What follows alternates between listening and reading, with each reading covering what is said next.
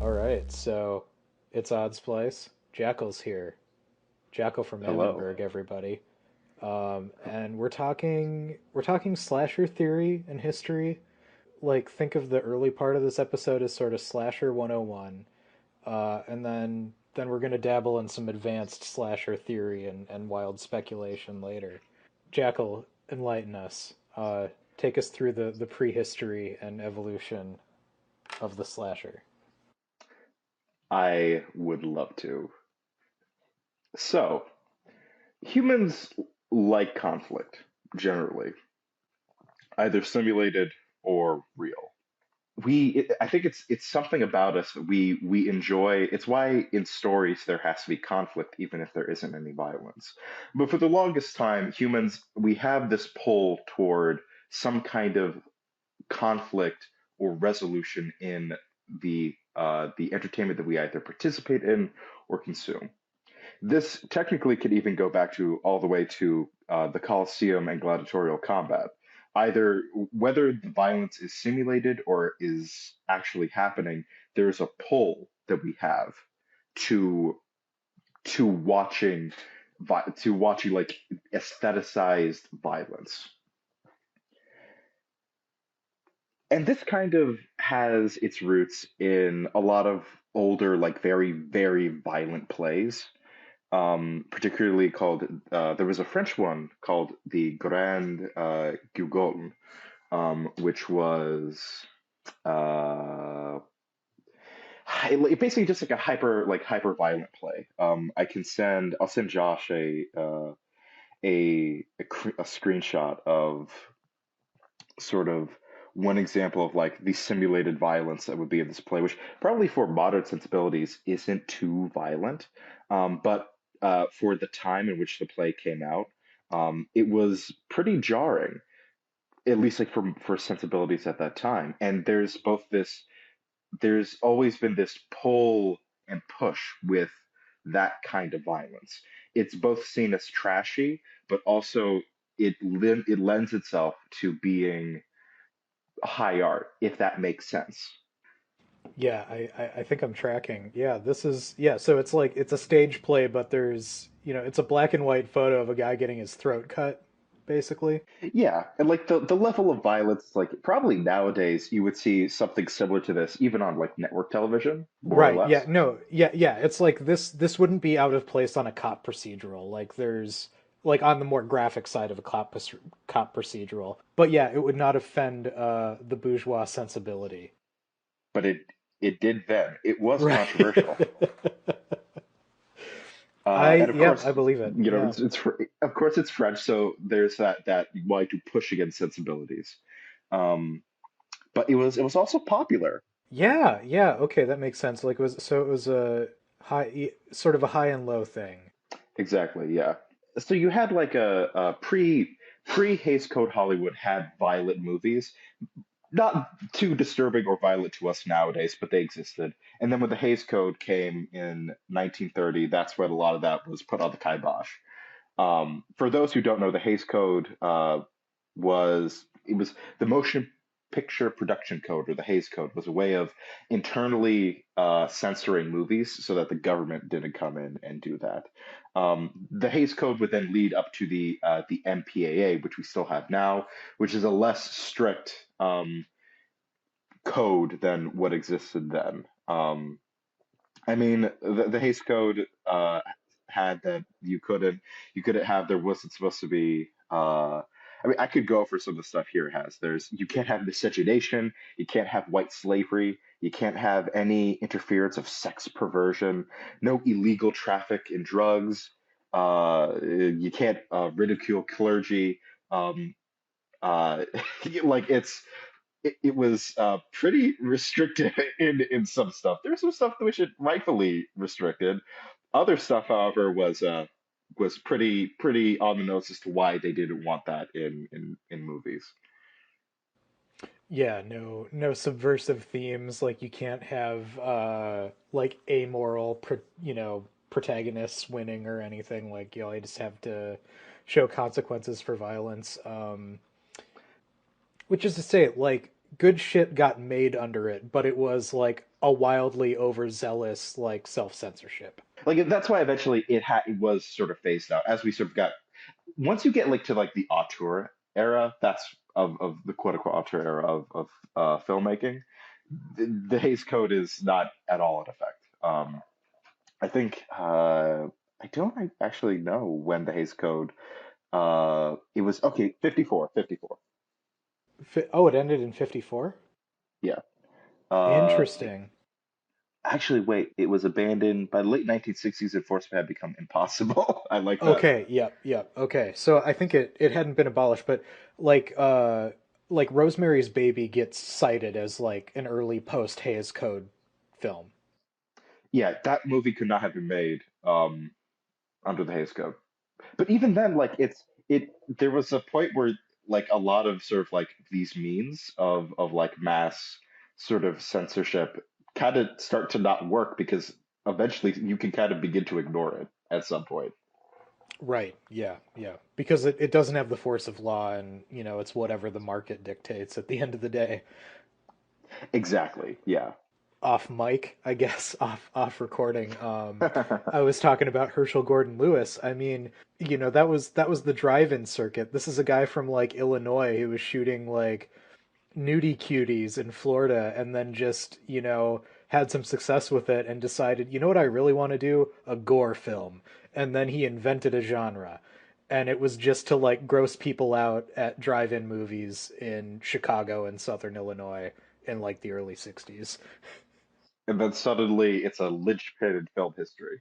Right, yeah, but he like you know, it's like shit like that proves there's a market for it and eventually like, you know, Hollywood catches up. And then they produced a more the polished version of that. So yeah, yeah. So it's wild. You have like the gore film in the earlier mid '60s and sort of the underground circuit, and then that sort of becomes a precedent. And you know, I mean, Which that becomes builds then it's part of the DNA. exactly. And that builds to the eventual emergence of the slasher genre.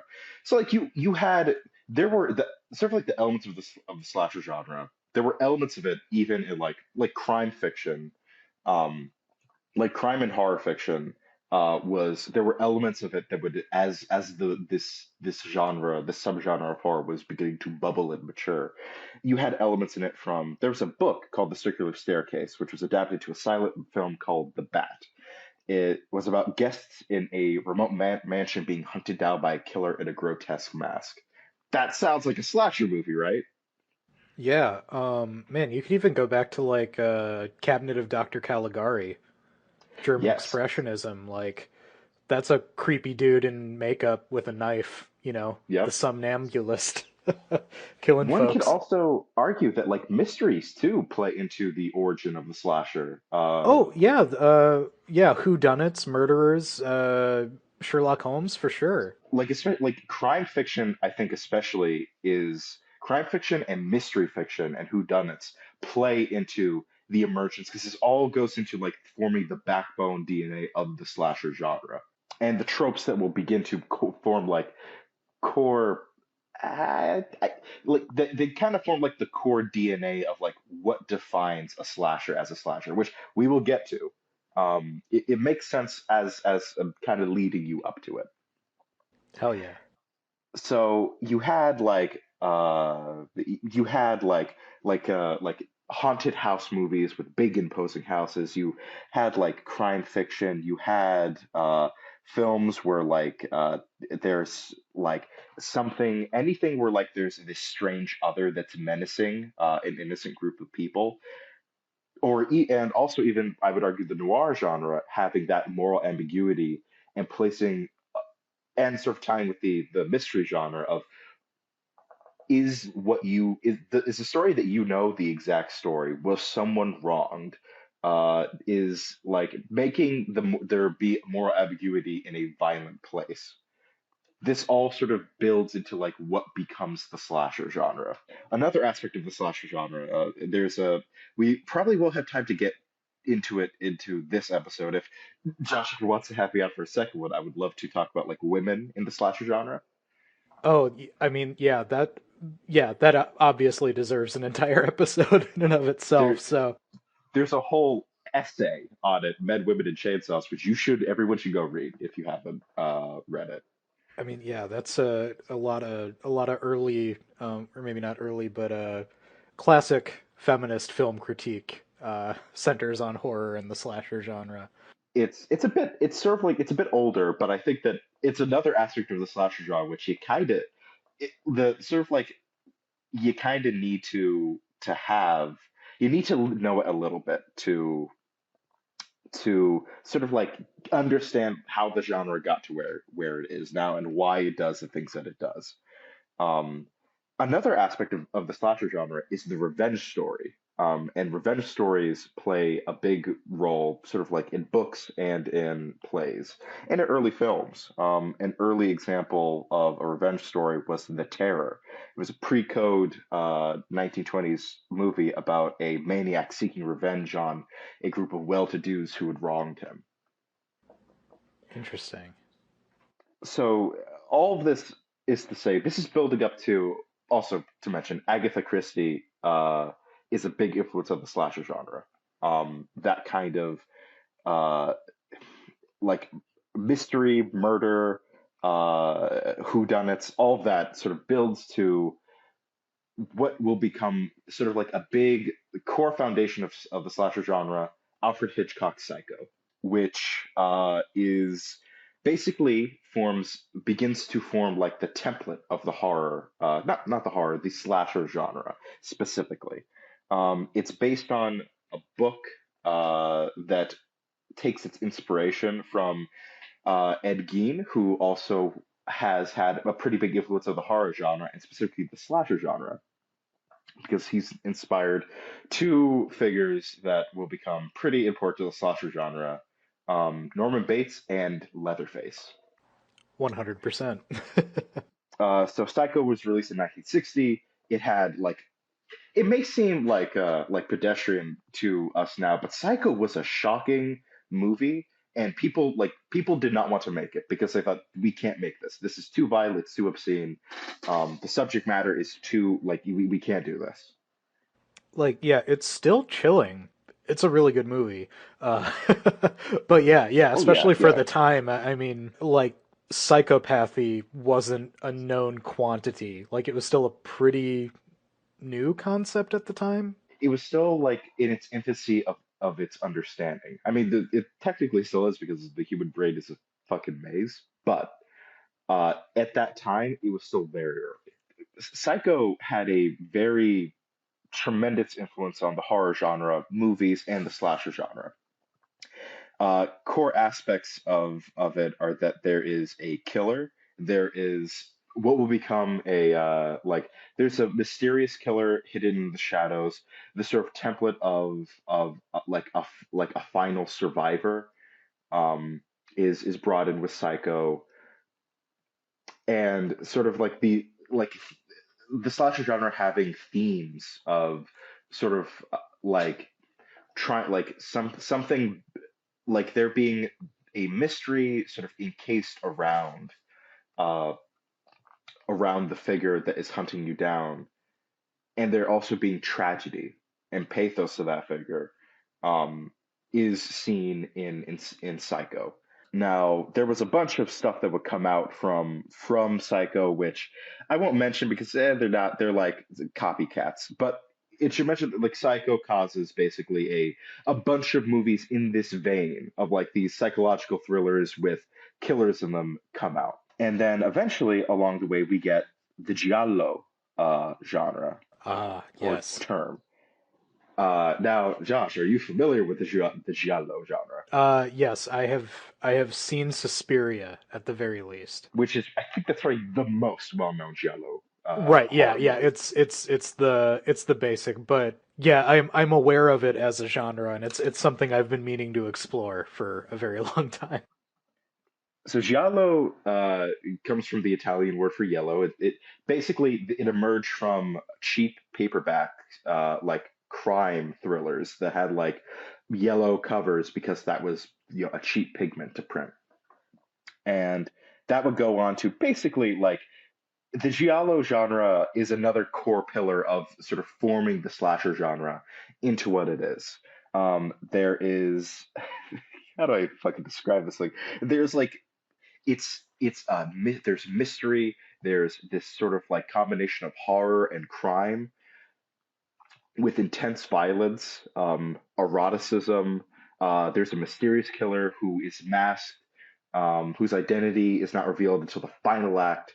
Um, there's it's a it, I think that it can be said that Giallo is a predecessor of the slasher. It is before the slasher becomes fully matured later on.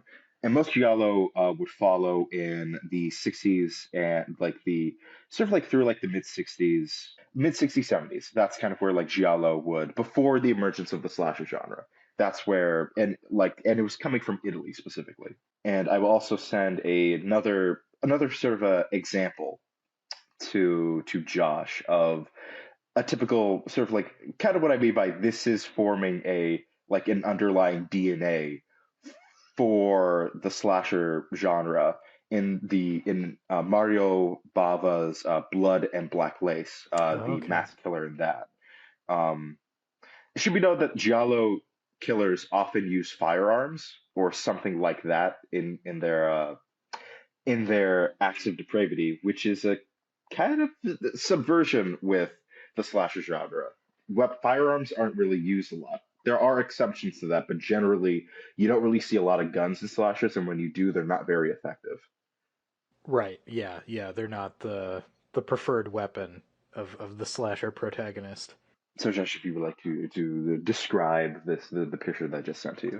Yeah, it looks like Rorschach without the ink blots. It's a guy in a black trench coat, black fedora, and then just a cloth like opaque cloth mask.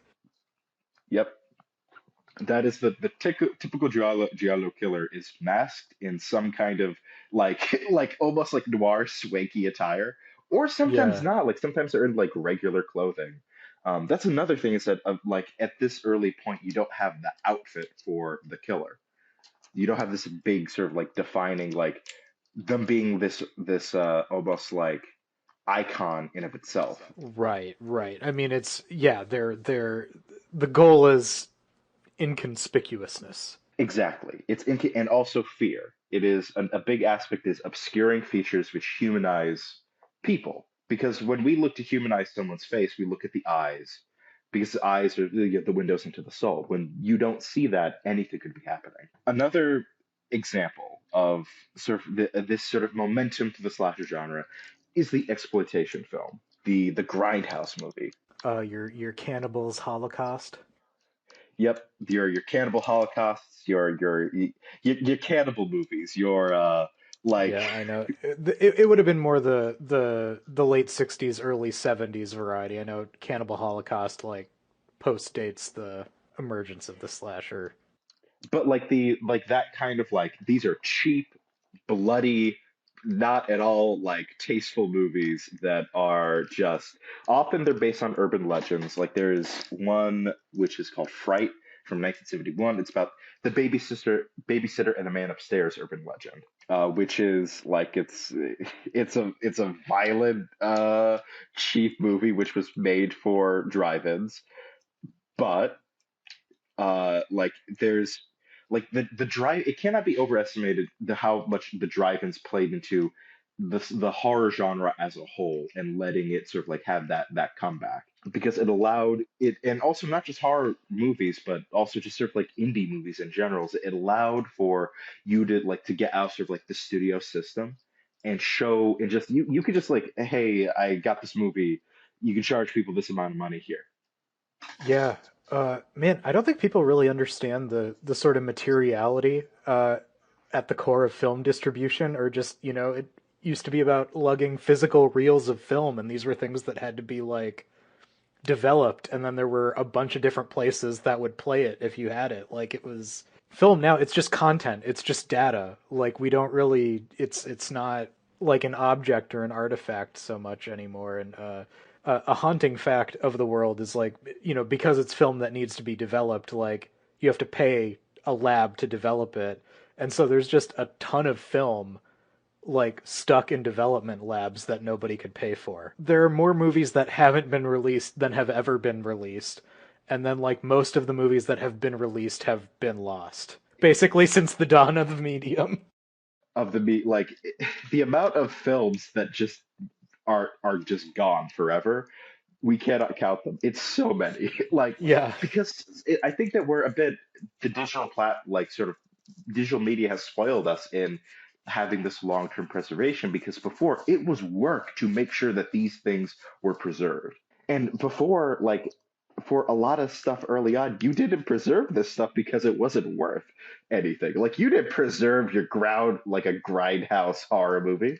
No, no, that was just like something you bought to like get a bunch of money one weekend and then played a few more times and then threw in the closet. Like, Yep. And you just not think about it again. It should be pointed that like film critics would watch these movies and think, oh, these are awful. And that would be the drive of people going to go see them. Like, oh, it's a bad movie. That's where like that also sort of comes from. Like it's this schlocky, violent mess. Like there were there was a market for people for just like, hey, I just want to see gore. I just want to see like gore and that's it. yeah, I want a movie that just gets to the good parts. It's pornography. Basically it can there is an aspect of like of the Yeah, I'm not even trying to use that in a pejorative sense. Like, I mean, there's an obvious utility and jouissance to pornography. Like, I think that there gets is like I get yeah. I mean, it gets thrown around as a bad word all the time, but like I think there's anyway. there's something I think that there's a science as to why it there is sort of like a lull to it. And so you had the Grindhouse movie and the Grindhouse movie and the establishment of the drive-ins. And this is also where like not a slasher movie, but a horror movie, Night of the Living Dead, probably would not be a success without the drive-in. It's that word of mouth that spread it to be basically one of the most acclaimed movies of all time. Yep. So you have all these factors going in, and sort of like the beginning sort of formations of the slasher genre as we know it are in two movies. That before we get to the movie that will be sort of like the main text for this episode, that this is also like prelude to is Black Christmas and the Texas Chainsaw Massacre, Okay. Yeah. Yeah, that sounds both right. both released in the same year, What was that? 74? 72? 74, 74. 74. All right. Well, yep. So Toby Hooper and Bob A Christmas Story Clark. Uh Very different people. yeah. Radically different people. And in like one is a Canadian movie, another is like made in the deep heart of Texas.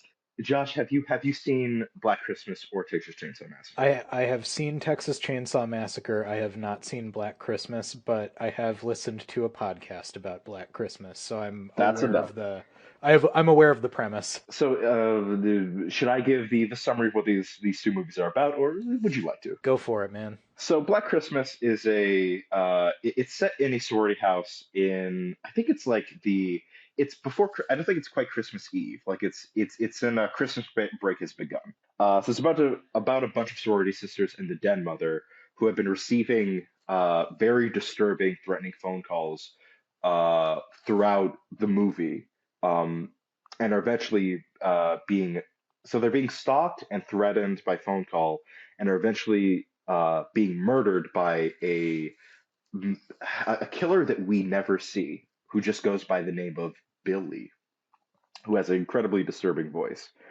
Who the only shot that we see is an eye at one. That's the only time we'll ever see his face is his eye. It's inspired by like the urban legend of again the babysitter and the man upstairs. In fact, that phrase of the call is coming from inside the house. I believe, don't quote me on this, but I think that like the most famous iteration is from here, Black Christmas. I think that's correct. I think so. Like I think that this is the movie that popularized that trope of the like he's inside the house, the killer is inside the house. I feel it to be true. I hope it's I true. I think it's true. It is a formative film for the slasher genre. It's not quite fully formed as a. It has a final girl. It has a cast of characters. they're being killed. A key aspect of this that you see a lot of in early slashes is that these are not just like trope characters; these are people. Like these are written as like people, not just like blood bags for the slaughter. They have like they're written to be characters that you either will like or dislike, but they're written as people. Another sort of insider thing with the slasher genre is that you'll have people that will like you have like really good actors, like genre actors, either retired or current, playing a lot of these roles, along with sort of like more younger, more inexperienced actors. It's also notable that it's a movie that talks about it treats like from what I remember, it has been a minute since I've watched it, but it's a movie that treats like its women protagonists with the modicum of like respect and dignity, which you would not expect from a movie from the 70s. Yeah, and also if it was described to me correctly, it also portrays like authority figures as like spectacularly incompetent and Oh unconcerned. yeah, yes, it portrays male authority as being at best incompetent and at worst actively like malicious. It also like talked about like abortion, like like talking like and from like the woman's perspective Mm, of that difficulty of like dealing with should I do this? interesting. Like there's a lot of like interesting like there's a lot of interesting stuff about this movie. It deserves its own deep dive, I think. It is a very formative movie to the slasher genre and the horror genre in general, and I think it's just a generally a good movie. It's on my, the ever growing watch list for sure. It should be also noted, it is not like it's not gory. You'll notice with the early slashers, these aren't violent movies. Well, they're violent, but they're not like gratuitously violent. They're holding back certain things. No, yeah, yeah, they're very reserved. Well, that's a perfect segue into Texas Chainsaw Massacre. Like that's a movie that's remembered as being much more gory than it actually is. You watch it, they tend to cut away before any impacts or any violence occurs on screen. And it does the which is the best thing that any horror media can do. It lets your mind think what happens because your brain will always create something worse than whatever special effects genius will be able to make. And I say this as someone that like I like my gore in my horror movies. I like my Greg Nicoteros and I like my things. I like my flies. I like my my gross body horror gore. But sometimes like that the implication does a hell of a lot more than what you see. Oh yeah, 100%. That leads us now to Texas Chainsaw Massacre, released the same year. Very different. Like Black Christmas was a studio film. Texas Chainsaw Massacre was not. Nope. Which I mean only adds to the effect, to the charm, if you will. So I will. I'll give the intro to this by the intro speech that I forgot who said it. The narrator for the movie was I think he did it like he was a friend of Toby Hooper. He did it as a favor to him, and then it would go on to like be one of the most iconic like Yeah, intros in film history, and this guy is still working to this day. amazing. So I will not be able to do it justice, but I will try to give a little something. The film which you are about to see is an account of the tragedy which befell a group of five youths, in particular Sally Hardesty and her invalid brother, Franklin. It is all the more tragic in that they were young. But had they lived very, very long lives, they could not have expected, nor would they have wished to see as much of the mad and the macabre as they were to see that day. For them, an idyllic summer afternoon drive became a nightmare. The events of that day were to lead to the discovery of one of the most bizarre crimes in the annals of American history, the Texas Chainsaw Massacre. This movie is fucking disturbing. It Yeah. is it is even though if you watch it, there's not a lot of gore, it is incredibly uncomfortable to watch. And that is purely on the art direction, the acting, and the sound design. No, yeah, it's unreal what they did with like comparatively little. because this was a shoestring budget. It was they were working on very little money.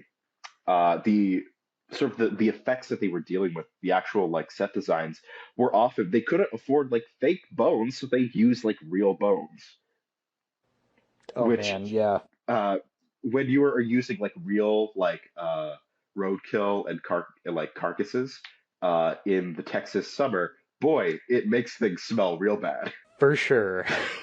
So the plot of Texas Chainsaw Massacre, as we sort of understand it, is okay. It's not based on a real story. It did not literally happen, but No. it is inspired by the Ed Gein murder, the crimes of Ed Gein, who's not quite a serial killer, but what he did with dead bodies was real fucked up, and it would Yep. inspire the sort of cannibal designs that you would see in the movie itself, the people furniture. Right, yeah, yeah. All the recovered artifacts. So basically, it follows Sally Hardesty, her brother Franklin, and a group of their friends are out to go and basically they're out in I forget which part of Texas they're in, but they're going out to attend to Sally and Franklin's grandparents' graves to see like have they been tampered with because there's been a lot of tampering of grave sites in this area of Texas. It's set during like this is the height of the Vietnam War. There's a massive economic recession that's hitting everywhere. Things are not good. Like Toby Hooper said that his idea for this movie was that this is just a bad day on planet Earth. Like this is just one really, really bad day. The radio is set like talking about that there's riots, there's race riots where people have been killed. There's been like a massive economic downturn. They like a character who's into astrology talks about like how certain like aspects of the planets are aligned for something really bad to happen. There's implications that there's almost something cosmically bad is wrong with today. Yeah, man. We live in the Kali Yuga. We live in the Kali Yuga, Kali and we're fucking about Yuga, sorry. and That's just been I think that's just gonna be my new catchphrase. Just Kali fucking Yuga, dog. you know Kali what fucking that Yuga. you can have that as like in the episode description, just Kali fucking Yuga. Yeah. Okay, so they're going to inspect the graves. And they stop by a gas station slash barbecue joint, which is very Texas. So they stop by there to get some food, get some gas. There's also like gas prices are rising up. Like again, just a Yep, bad yep. day on planet Earth. It's also you can watch the film and just feel that it is unbearably hot. The film stock itself looks like it was deep fried, to be It honest. does, and I think that that's why the effect of Texas Chainsaw Massacre cannot be repeated because it looks like a documentary by how grainy the footage is. It looks like you're watching. I think that that's why it still remains effective because there's a feeling of I shouldn't be watching this. This feels too real. Like this is within the realm of possibility that this could be like a snuff video, It was like less stylized than a lot of the especially compared to like Giallo or something. which Just is very very stylized. stylized, vivid colors, like stagey gore. So they run across they're another aspect of horror movies and the slasher movie sometimes, not often. This was more of an aspect of Friday the 13th, which I love those movies, but they're kind of dumb, but I like that they're dumb. Um, they're the working class horror movie. Like you're here, I'm here to watch a man in a mask kill a bunch of stupid teenagers. Real what lunch pail 9 to 5. Yes. Like I'm here for one specific thing, and the movie delivers. It does deliver, so you probably won't feel unsatisfied. Yep, a lot of dead teenagers in that one. So many dead teenagers. Uh, and something that helped with this, that like again with these early slasher movies at this point right now, in Texas Chainsaw Massacre, these feel like people. They don't feel like they feel like 70s youths, quote unquote. Like they're kind of like they're dressed in like they're not quite hippies, but they're like in the style. They're young people at the time, and they talk like people did then too. They feel real. So they run across. the hitchhiker, who tells them about how he used to work at the slaughterhouse, but they've been now replaced by the bolt gun that they use at slaughterhouses now. They don't use hammers anymore; they use bolt guns. So now there's been a whole aspect of the working class that's just been shuttered off now. Texas Chainsaw has a lot of deep political themes to it, which again, that's something which is worthwhile to its own deep analysis of the movie. There have been papers written about it.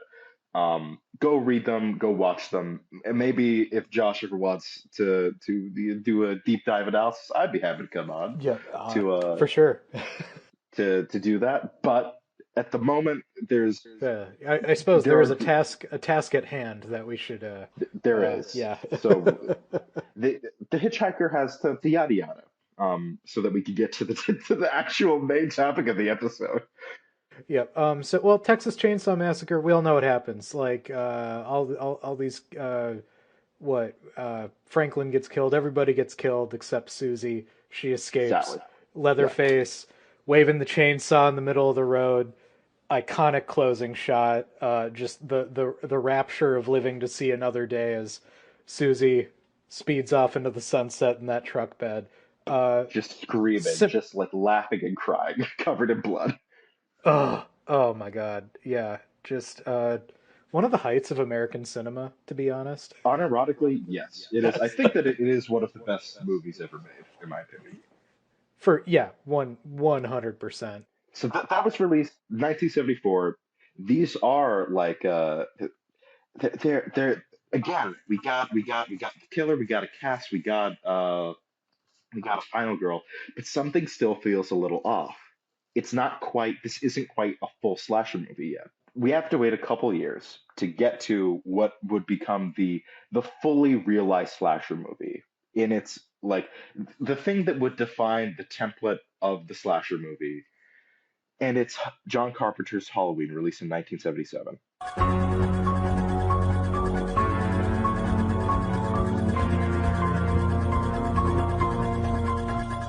Yep, got to put the music sting in here or something. Copyright And be damned. yeah, this is where we have the that iconic Halloween music. So da, da, da, da, da, da, da. Yeah, here's where I admit that I saw Halloween for the first time like a week ago in preparation for Yes, this episode. Which is an even huger oversight because I'm like an avowed John Carpenter fan. Like he's legitimately one of my favorite filmmakers, and I had never seen Halloween. which I think is weird for like 'cause it's one of like his probably like that and The Thing are like The Thing, Escape from New York, and Big Trouble in Little China. Like those are like the like almost like highlights that people point out when you're first introduced to John Carpenter. So when you first told me that, I was like, wait, really? Yeah, I don't know. I mean, yeah, the thing got me. I'm a thing and they live person for the most part. With that respect, They Live is amazing. Yep. I love Escape from LA too. I've got a real soft spot for late Carpenter. Um, There are some highlights. man, yeah, the guy was just doing good work. Anyway, Halloween. It's is it the one he did right? What did he do? Just I should have his filmography up or something. I think that it was Assault on Precinct 13, and then he did something else before Halloween. No, he didn't. No, it was Dark Star, Assault on Precinct 13, then Halloween. John Carpenter, Halloween, slasher fully formed. This is it. This the first slasher movie. I'm comfortable to say. Other people will probably say, let me restate that. Other people would probably say that Texas Chainsaw is the first slasher. I still think that Halloween takes that mantle because it is where this sort of archetype is sort of fully brought in. Okay, I'm interested in your thoughts on that because like now that I think about it, I can't meaningfully like what distinguishes Halloween from Texas Chainsaw Massacre. What are sort of the Uh, key defining aspects for you? I'm happy you've asked. So, something that needs to be understood about the slasher genre, and I'm going to be pulling from a resource which I've greatly enjoyed. It's Stephen Graham Jones' My Heart is a Chainsaw, which is a slasher novel. I And that there is are yeah, that's on my reading list for sure. it's very good. I'm not quite finished, but because life gets in the way, but I have been greatly I read uh, The Only Good Indians, which is another fantastic slasher novel that everyone should go read. Um, but there's some key aspects that the book has these parts that are slasher 101, which sort of gives you like the lowdown of like what's the slasher genre all about? Where are these things about this this sort of trashy sort of medium that sort of defines it. So an aspect of the slasher genre that we really see fully formed here is the final girl, as we know the final girl is fully cemented with Laurie Strode, with that the final girl is the good girl, quote unquote. She doesn't go to parties, she doesn't do this, she doesn't do that, she studies, she's bookish, she's timid, she has good values. Uh, to quote this part of the book, the home by 9:30 good big sister type. That's the typical final girl. That's Laurie Strode. Another aspect of the final. I should also mention Carrie has a another revenge story has sort of like is another movie that is in the buildup of the slasher genre. I forgot to mention that. Okay, yep. That makes sense. Yes. Love Carrie. Carrie's very good. If you haven't, hey, if you haven't watched Carrie, go watch Carrie. That's a good one. Yeah, go watch Um, Carrie. it's really good. Yeah, I'd even say the Chloe Moretz remake isn't half bad either, but clearly the De Palma '70s original is unsurpassable. Unsurpassable. But the remake it's fine. It's actually it's even I'd say it's also pretty good. Like It's it's an interesting update on the material. It's a good riff. It's a worthy yeah, Carrie adaptation, I will say. it feels like it has a purpose to exist, which is, I think that if you're a remake, that's the first thing that you should do. So within sort of what defines the slasher genre for me in sort of embodied by Halloween is that one is the blood sacrifice in particularly here in Judith Myers in Halloween. So we should actually let's Josh, since you watched it, and this is sort of the whole thing with this, give us a plot summary of Halloween. All right, so it begins in what? Haddonfield, Illinois. Middle America. Yep, middle of America. And young Michael Myers stabs his older sister for attempting sexual congress with her boyfriend. Who I think he was like he like lasted a minute.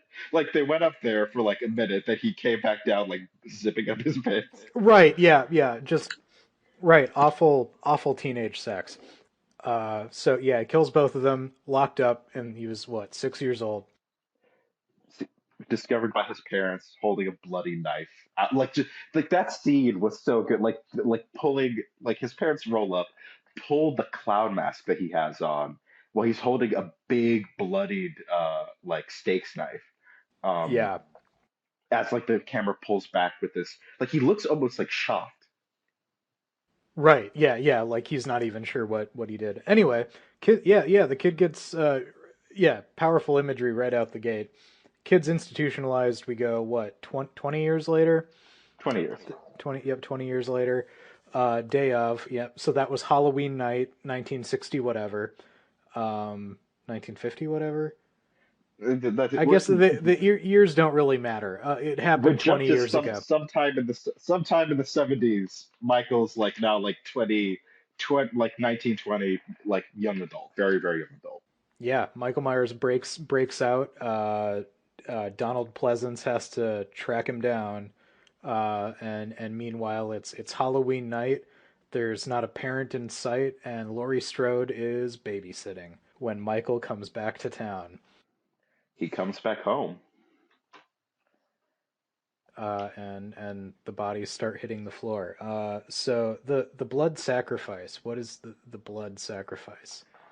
So the blood sacrifice is it's the thing that starts off the whole this.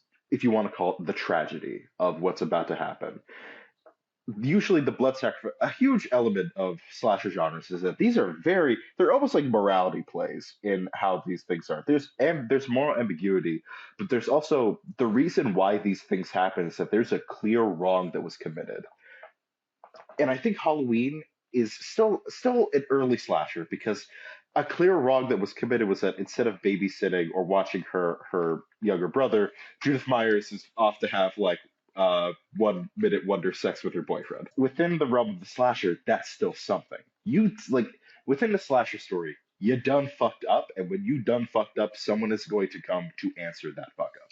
There's the author of My Heart's a Chainsaw and The Only Good Indians, in an interview with GQ, talked about that he kind of thinks that the reason why the slasher genre has enjoyed sort of sustained popularity and why that popularity is now sort of like rising again is that there's something about that there's almost like the universe has to have like an answer to a moral wrong that was done no matter how big or small, that because we live in the time that we live where we watch people just get away with doing awful things clearly and there's face no consequences, the idea that the universe just cannot abide that and that there has to be something will come and answer that consequence no matter how big or small. There's something that appeals to that justice fantasy of wanting what like a wrong to be answered. That's really good, and honestly, why I wanted you to come on and talk about slashers was this whole idea. Because yeah, like growing up evangelical, I mean, slashers very much have the sort of video nasty reputation. They're artifacts of cultural degeneracy, and depravity. Yeah, there's just something so much deeper going on there. Like it's not like there's the sort of prurient reasons to watch it, but yeah, the justice aspect is just something that I'd never really encountered before. And I mean, you kind of come across. I think one that really embodies that is Friday the 13th, where you have Michael, as we'll get into. Michael is evil. There's nothing really. He's not. He's a human being in body only, and even then, that's kind of suspect and ambiguous.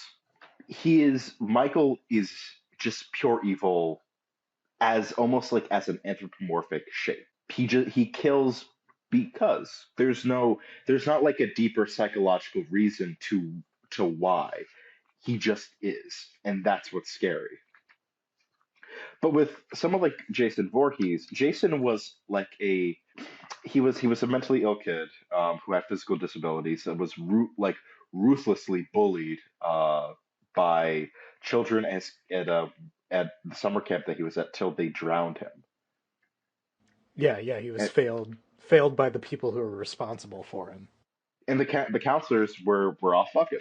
They Yep. were out off having sex, which that's another aspect of the slasher genre. It is not sex positive at all. No. If if you are having sex in a slasher movie, you are not safe. This would evolve as the genre goes on, but definitely in the beginning, and that's another aspect is that in this movie, Laurie's friends. Linda and her boyfriend. I think it's Bob, the one with the glasses. Yeah, yeah. They're they go off and they have sex in someone else's house. Yeah, yeah. It's and like another Laurie's friend who's also the not the first person that's killed by Michael. The first person that Michael kills once he escapes is the dude that has the boiler suit that he steals. Ah, yep, yep. That's the first death. But the second death is Annie Brackett, who is a friend of Laurie Strode. She's kind of she's similar to Laurie, but she's a little bit more wild. Like she smokes weed, and her dad's a sheriff. Her dad is the top cop of the town, and she's like out ignoring lights and smoking weed because I guess that's the benefit when your dad's a cop. Oh, yep, yep. You can get away with anything. And something you could probably speak to is that this movie kind of speaks that there's an aspect of like something awful happening to a small town. of like there's this disturbance. This is another big thing in the slasher genre, I think, is that there's a disturbance of normality of sort of your usual day to day by something just tremendously violent and awful is about to occur and you don't know it. Themes of like suburbia. We'll get to that, but like the part with like the like the weird Linda and Bob having sex at the house where Annie is babysitting. At this point in the movie, Michael has since killed her. Yeah, Um, yeah, uh, and the girl that she was babysitting, what was her name? I think Lindsay has been sent over to like the house where it's like the house like right across the street where Laurie is babysitting her kid Tommy Doyle. yep, So Lindsay is there. Um, Annie has been murdered by Michael, who was originally going to be off to go procure her boyfriend for the night of debauchery that was going to happen at this house. Um, Linda and Bob have their weird like sex in someone else's house, and Michael comes in and fucking kills both of them yep. right after they have sex. Perfect timing. Uh, Perfect, the best timing. yeah, that's he stabs the guy and he pins him up against the wall, right? Like lifts him Yeah, off his he feet. does. Yeah. That's like the shot. Um, yeah, Halloween also not incredibly graphic.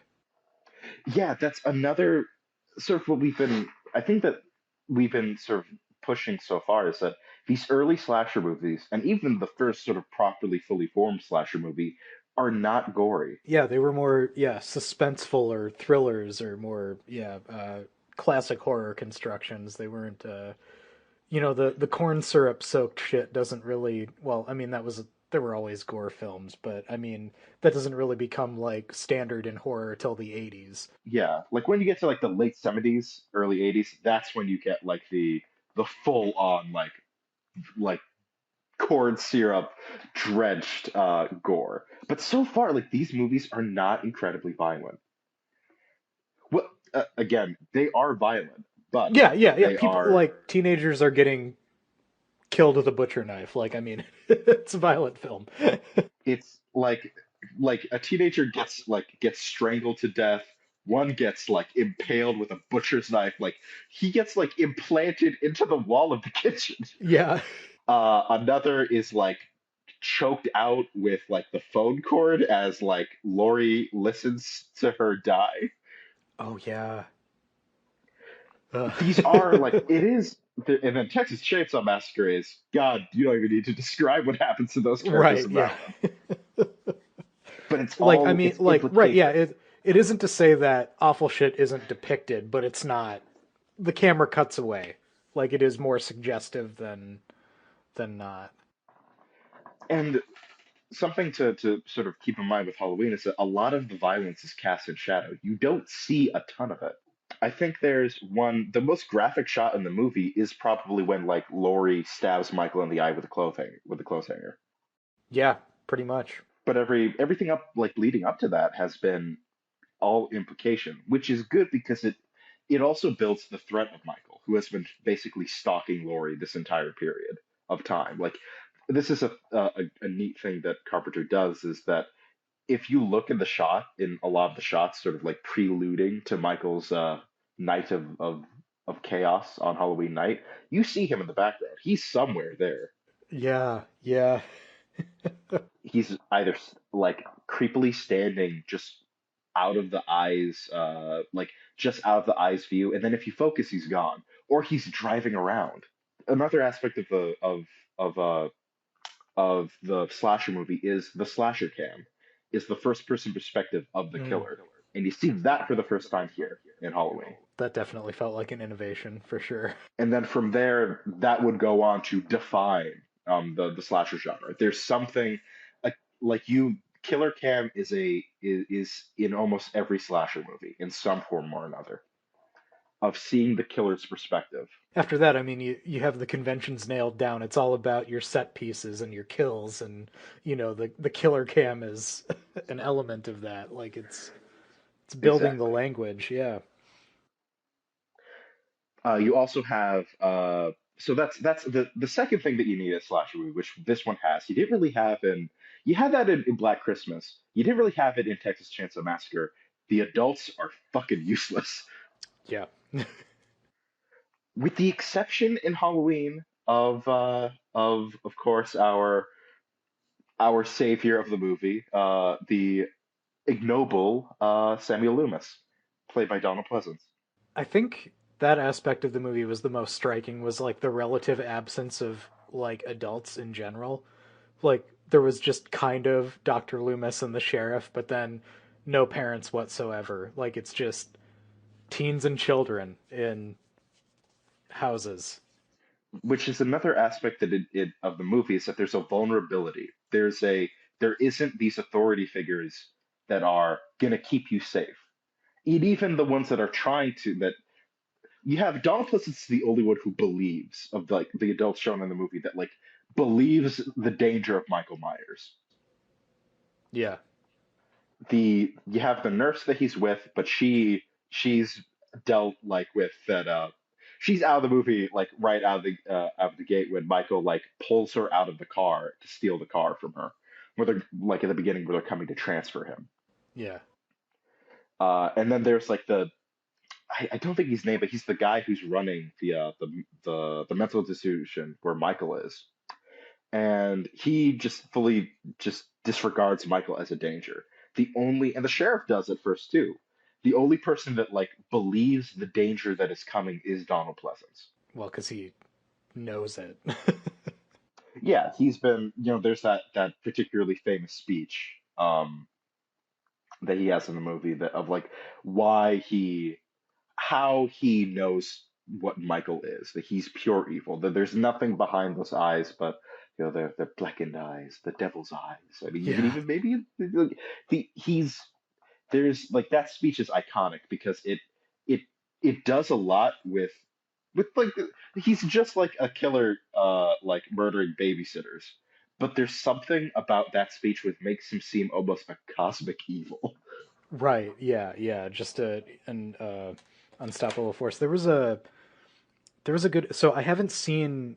So I've seen Halloween. I have not seen any of the sequels. But I did read a really interesting review of Oh. Hollywood. Oh my God, Halloween Kills, the most recent release. The Yeah. second in the David Gordon Green, which another thing. I love David Gordon Green. I love Danny McBride and all those like Chapel Hill guys, Jody Hill. Like love all of them. Haven't seen the Halloween movies. Like just no interest yet. But anyway, review of Halloween Kills and how it sort of perversely delivers on the promise of the ending of the original Halloween. Like it is truly Michael Myers becoming a god.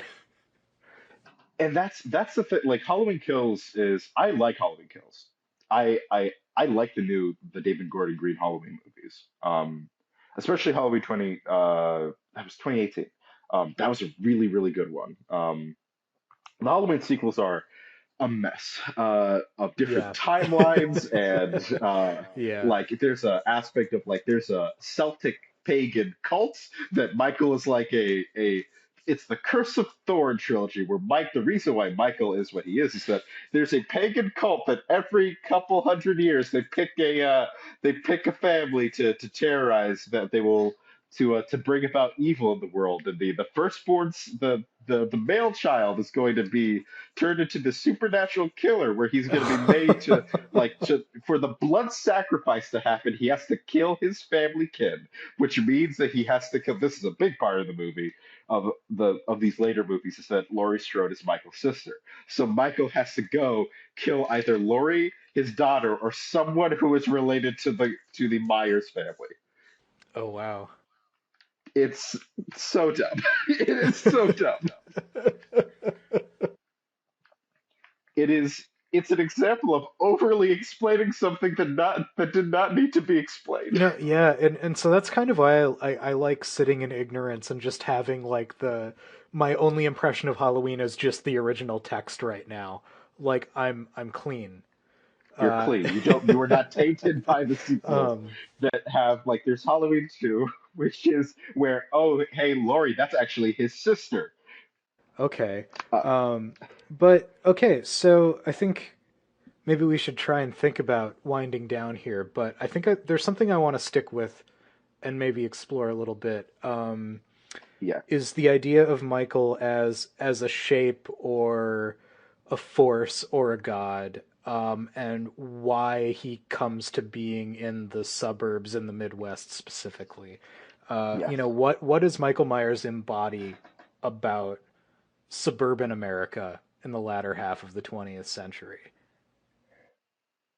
I think we had sort of what led to you watching Halloween and sort of like this episode was us talking about like me sort of like if we're sort of talking to you about Halloween and this that to me Michael is he is evil coming out of the suburb. He is this because suburban white America, they fear what's outside of their safety net, of this area which they that has been sectioned off as being safe. There's nothing bad that's going to happen inside. Outside, that's where the danger is. But Michael was born in the sun. He was born there. That's his home. But that's where the evil came from. It came from the it came from within. That the danger for the suburb, for white suburban America, is not sort of like what is outside. It came inside, and there's nothing. And it's interesting. You can make a sort of an interesting analysis that they try to almost deny that it happened, that this awful incident of this little kid just murdering his sister for no reason happened, but they can't. It doesn't want to go away. They are made to face that this evil that came from inside this the suburban white community. It's not going away, no matter how much they try to hide it. Right, he's the return of the repressed, Exactly. to Yeah. put it in vulgar Freudian terms. But I mean, it fits. Like, I mean, that's the thing about vulgar Freudianism. Like, I mean, it like you can't go wrong using it as a hermeneutic to deal with American suburbia. Like, there's just nothing subtle about it. No, and I mean American suburbia does lend itself well to that because it does a key aspect of it uh is sort of like that repression. Yep.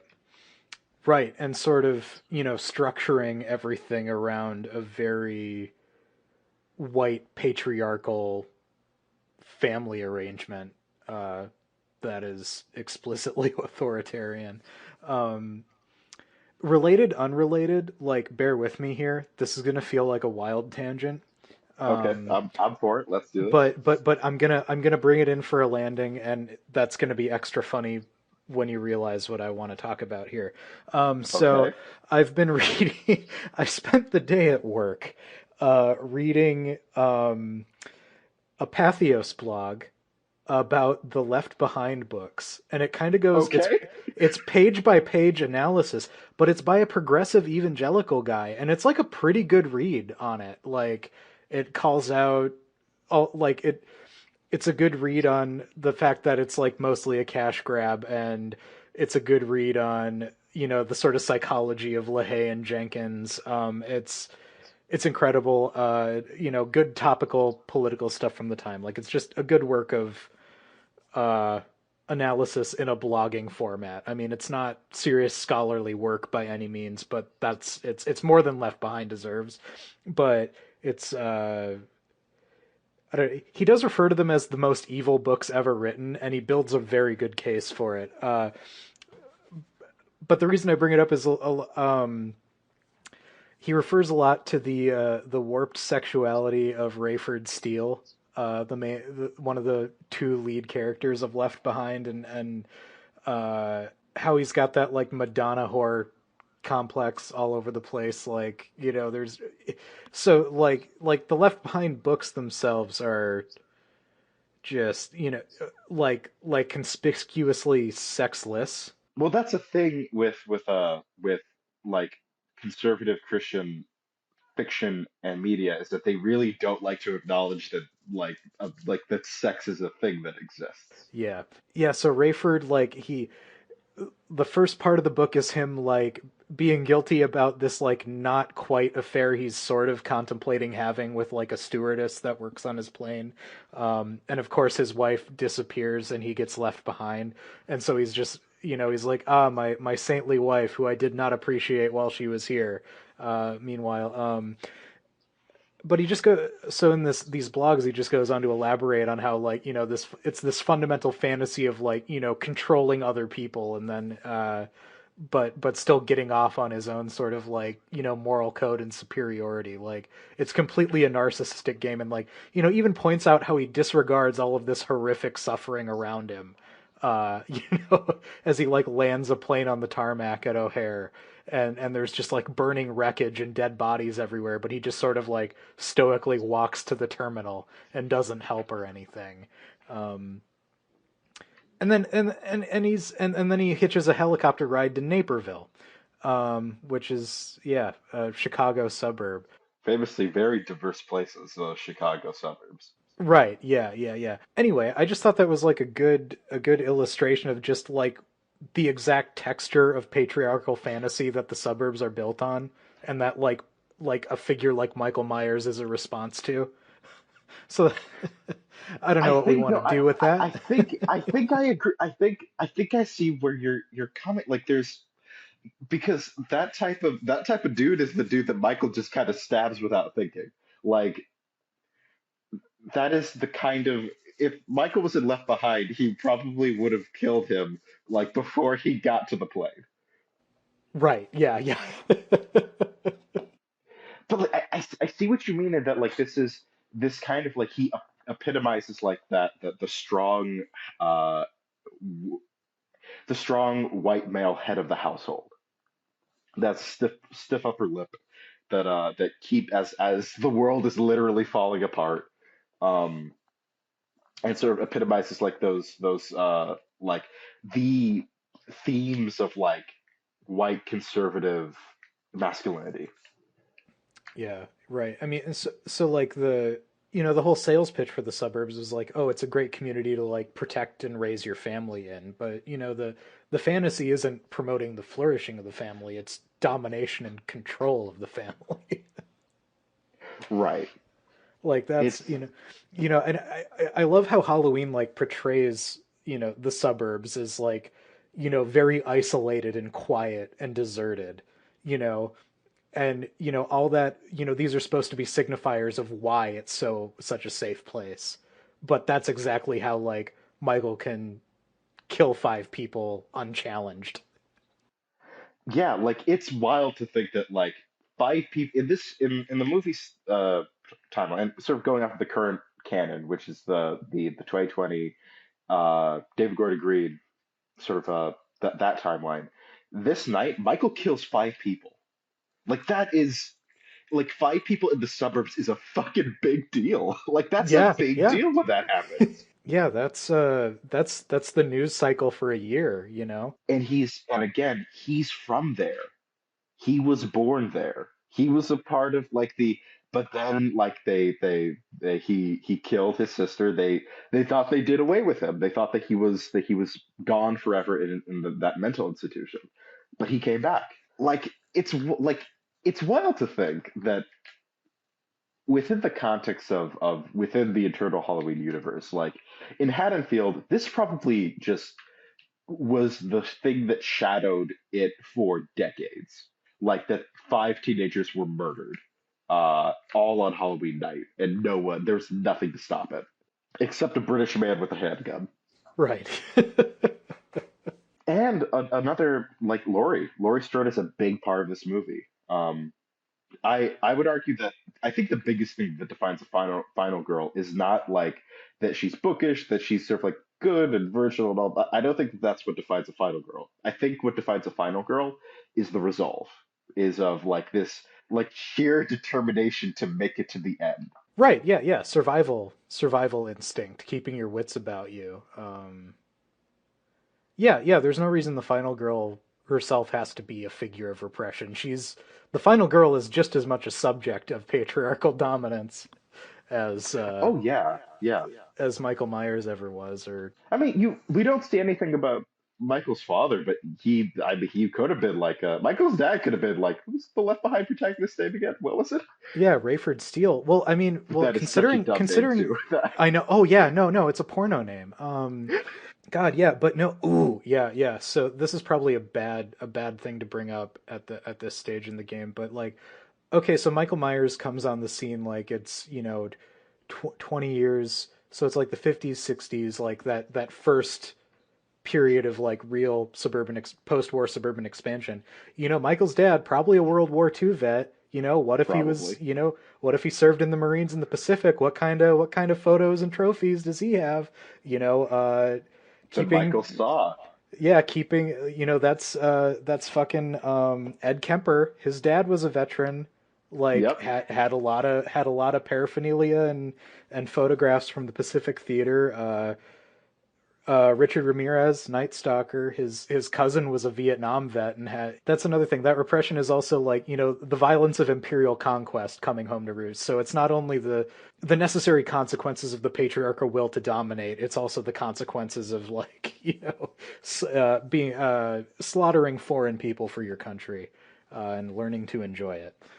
And that slaughter then comes back to home. Like it that kind of it doesn't that it and again that kind of you one could even argue that maybe this is a part of like that cosmic balancing of scales is that so there was some kind of injustice that Michael's dad did out abroad, something, and thus the balances the the scales had to tip. They were out of balance and they had to be rebalanced. And so Michael became what he did. Yeah, yeah, yeah. He filled. Yeah, he just became the natural conclusion of that entire project. So I think this actually gives us a pretty interesting frame to kind of like, I don't know, maybe it's a failed project to begin with. Like, I don't want to say like slashers will ever be sex positive, but like, I mean, if you look at sort of it's a moment of vulnerability rather than being punished for. I think well something to keep in mind is that slashers are still going on. They're still like a thing that still exists. And the most recent one, like we just had like the Scream, a Scream sequel just came out. There's the Fear Street movies that have come out, which are takes on the slasher genre, very good ones. You got the Slasher Show. You got the Candyman came out recently, the sequel to that. You have there was that Texas Chainsaw sequel that came out, which is fucking dog shit. Uh, Yeah, I've heard extremely mixed things on that. Not good. Uh, there you have like like the slasher genre is kind of now like it's almost like in vogue. Oh, Halloween Ends is coming out this year too. The end of that new Oh, trilogy. that's right. Okay, okay, so that is coming out. All right, so maybe I gotta. Child's Play is back. There was like there's a ton like the the slasher genre is kind of back a bit, and that the sex. I think that there is such a thing as like a sex positive slasher. A key thing to look at that is probably Fear Street, which has like it's lots of queer characters in that, and it has like that. It doesn't have that like sex in of itself leads to death, though that is played on at some points because look, it's a trope in the genre. Sometimes you play it straight. Right, right. But I think something like that, there's almost like a kind of sex positive, like something that's kind of seen in Candyman. Which have you seen Candyman? I haven't. I haven't. That That's that's another big that's blind another one. spot. That's a good. Uh, so I won't go into too much detail, but there's in the two Candyman movies, well, the Candyman and then the recent one that came out. There is definitely an aspect of like vulnerability of like that there's like being a safe haven. And also I'll say that in the book The Only Good Indians, there is an aspect of like intimacy being like a safe haven away from the horror. That with someone that you care about, like someone that you care about that means something to you, they're like that lone sort of like light in the darkness that is beginning to emerge. Now, is it always going to be that way? No. In the book, something real bad happens to Right. that light. But it shouldn't be. I think that like sex equals death in slashers is not always the case. In Halloween, even that's not always the case. Right. Yeah. Yeah. Uh, Yeah. It didn't. I was expecting it to feel a lot meaner than it did, and it. I don't know. There was sort of a basic empathy for all the characters and a sort of frankness about the situation that and that actually that comes from that I forgot what's her name that co-wrote the movie with John, Deborah Hill. yep, yep, yep. She co-wrote like Halloween, The Fog, Escape from New York, and Escape from LA. Oh, sick. Yeah, she co-wrote these movies. She was a producer of these movies, and she was the one. She particularly like she wrote the dialogue for all of the female characters. That's why they feel like people. Is that she was like that she was the, and I kind of think that she's an unsung hero of the Halloween genre, of the slasher genre in the Halloween movies, because she made these characters feel like real people. Were some of the characters annoying? Yeah, like how there's annoying people, Yeah. but they felt genuine. Like they felt like real people, and she was writing them as like real teenagers and giving them like that baseline empathy. Even though Michael is killing these people, I think that something that separates Halloween from some other more schlocky slasher movies is that I think that all horror movies should have it that you like the protagonists, you like the people that you're following, and you don't want anything bad to happen to them. And I think broadly, at least I don't know if this is your opinion, but I didn't really want anything bad to happen to like the group at Halloween. They didn't do anything No. to Yeah. like, No. They're just kids. They're kids. yeah, they're just kids. This is going to be a bummer note to end on, but I mean, I think this all like, I mean, it describes a real process that that happens. Like, the violence inherent in the suburbs is always going to come back, and it's always going to hit the most vulnerable the hardest. Spree shooting, school shooting, that's an epidemic now. Like, we don't even Yeah, flinch at another one of those happening. we don't. I I won't state I come from I'm of the Gen Z variety, and school shootings are just kind of like normal. Like the, it was like the drills that you go through for if there's an active shooter event. There being posters about like that, like the Columbine has sort of like the legacy of Columbine and school shootings have weighed on a generation. I think and spree killings have also weighed on like I think that like mass violence is kind of something which we've been normalized to. And I think that you can find something in the slasher with that. Yeah, I mean, these are it's out there, and I mean, like, we live in an obscenely violent society, and I mean, sometimes it takes violent and grotesque art to kind of to deal with living here. Yeah, Like like I yeah, I mean, it gives voice to like real shit that's happening. Yeah, it doesn't this I think something that people forget is that art is not created in a vacuum. The environment does inform the art. And I think that the fact that Halloween came out of one, John Carpenter is a very cynical man. Yeah, Even yeah. he's been a cynical old man his whole life. And it came from one John Carpenter, who he grew up in like the he didn't grow up in the Midwest, I think. I think he grew up in wait, no, in Kentucky, in segregated Kentucky, Oh wow, yeah. which he said he hated. He did not like Kentucky, um, and so I think that he has a particular animosity to that kind of thing of like like presenting a face of normality when nothing is this isn't normal. That And tracks. there's something about like I think like there's something. I think that the slasher genre has been given a bad shake, not entirely unfairly, because there's a lot of trash, and I love that trash, mind you, but there's a lot of it. No, it's true. No, they're like, yeah, going back to the original. I mean, you could slap an A24 logo over, like, if you just put a different score and a different title, A24 logo over it, you could sell it as elevated horror today. Which I Like, I kind mean, of don't it's like not. that. I don't Yeah. like that word. No, no, it's terrible. I don't like it either, but I'm just saying, like, if we're if Oh yeah, yeah. if people are trying to like say it's an aesthetic, like, okay, yeah, it's been around forever. There's nothing like particularly. Yeah, no, there should there. I acknowledge no high-low distinction in horror.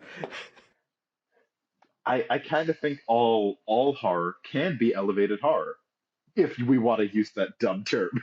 But No, like but there's nothing it's wrong with just horror. yeah.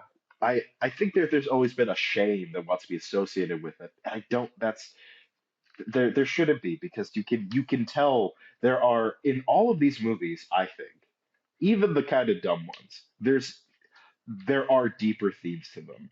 And I think when you're trying to make art, even if it's art that you're just making for a paycheck, you should put something of there is some bit of soul in it, you know? Yeah, Carpenter channeled something, and I mean, yeah, I don't don't really want to like split hairs about authenticity, but that's yeah, that's about as authentic a filmmaker as you can hope for at that budget level at that period in time. And it was just like I guess we'll end this with this thing was a success. Like, it was a massive success. Oh yeah, I mean, there's If a reason I it yeah like birthed a genre basically or a subgenre. This was for $300,000. What? Yeah, it was three. They made this thing for $300,000. Oh my God, that is peanuts these days. Even then, Man. that was nothing too. And even right, yeah, yeah, yeah. Like that is, I think, like the only time where $300,000 would be a lot for a movie would be like what, like the 20s or 30s. Right, yeah. Yeah, I mean its impact is seismic. There's still all kinds of imitators. They're still making, main entries in the series today. Like, yeah, it's still relevant. Shit. If you show someone Michael Myers, they know who it is. Yeah, just like Darth Vader. Exactly. Like he's become an iconic American pop culture icon. Which you can there's and also like something which I think is with the hot with the end is that the slasher genre needs a slasher. It needs an iconic villain. Some like the antagonist who's going to be driving this driving the plot of the movie or whatever the story of the slasher genre. You need an iconic antagonist in some kind of like getup, either a mask, a hood, something which is, and with Michael, it's a very he has the devil's eyes. There's nothing there but blackness. It's just a white face with black eyes that is this force that no matter what you do is just coming back to middle America. And there's he's coming back to middle America. He's the evil that was born out of middle America that's coming back home, and there's nothing that can stop him. Hell yeah. I love that he's the shape and it's just like a white guy. Just a white guy. Yeah, like that's That's I the think face of evil. Just a white guy. the fi- he's just like a white dude. That's it. Yep. And I think that's something genius that Halloween does is that, and that's something that the horror genre has as the slasher genre has sort of gone on, has sort of gone in ways that they want to give the killers like disfigurements and which has like lots of Yeah. Or just like undertones or and like overtones. yeah, or the deep lore, the traumatic backstory, and like the point is like villains aren't born, they're made.